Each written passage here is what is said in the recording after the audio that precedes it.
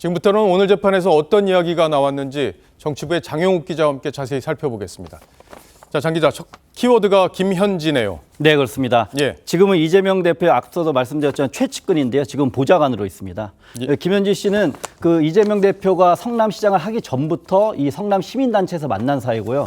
이후 경기도지사 시절 비서관도 지내면서 이 후보의 이 측근 중에 또 최측근으로 꼽히는 사람입니다. 그럼 김현지 씨가 얼마나 최측근인지를 보여주는 그 메시지가 하나 있습니다. 예. 이미 공개가 된 건데요. 작년 9월 1일 날 본회의장에서 이재명 대표가 이렇게 이걸 보고 있었는데 거기에 포착된 메시지 내용입니다. 그랬죠. 네, 뭐 내용을 보시면 백현동과 대장동, 김문기 관련 모른다는 것에 대해서 출석 요구서가 방금 왔다. 전쟁입니다. 이렇게 돼 있습니다. 그러니까 이 출석 요구서를 제일 먼저 이재명 대표에게 보고할 만큼 최측근으로 볼 수 있습니다. 예. 자, 그런데 여기 보면은 전쟁이다 하는 부분, 전쟁이다 그 부분 있잖아요. 그 네. 부분에서는 이제 두 사람 사이의 어떤 감정 교류 이런 것도 좀 느껴지긴 해요. 네, 그렇습니다. 뭔가 충성심이나 뭐 어쨌든 이 감정이 느껴지는데 예. 그래서 오늘 이제 증인으로 출석했더니 검찰도 그 부분을 바로 물었습니다. 그때 왜 그런 문자를 보냈냐, 왜 전쟁이라고 했냐 이렇게 물었더니 김현지 씨는 뭐 그걸 대해서 내가 답할 필요는 못 느낀다 이렇게 하면서 언급을 하지 않았습니다. 예.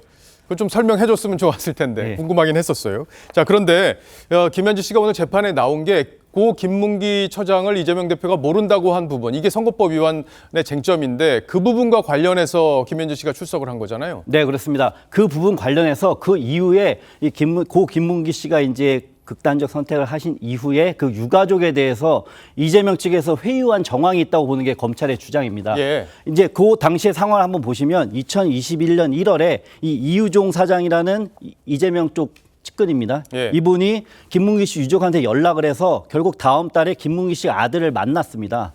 그래서 만난 직후에 이 이유종 씨가 김현지 보좌관한테 몇 차례 통화한 기록이 이제 검찰한테 포착이 된 겁니다.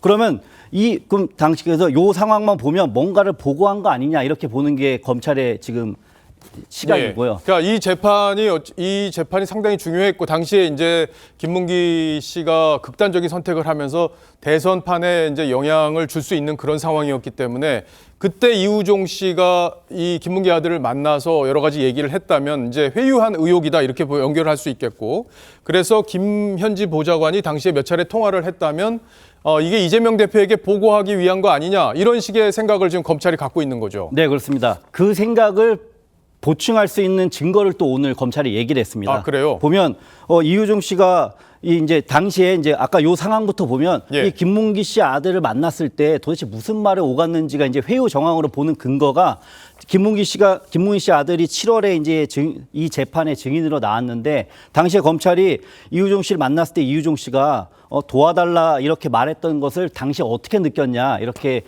김문기 씨 아들한테 물었더니 그 당시에 재판에 증인으로 나와서 그냥 아무것도 하지 말고 있으라 이런 걸로 이해했다. 그러니까 결국은 회유 정황으로 느꼈다고 본인이 얘기를 한 겁니다. 예. 근데 이렇게 지금 검찰이 보고 있는 이 증거를 오늘 또다시 제시한 게 있는데요. 다음 화면 보시면요.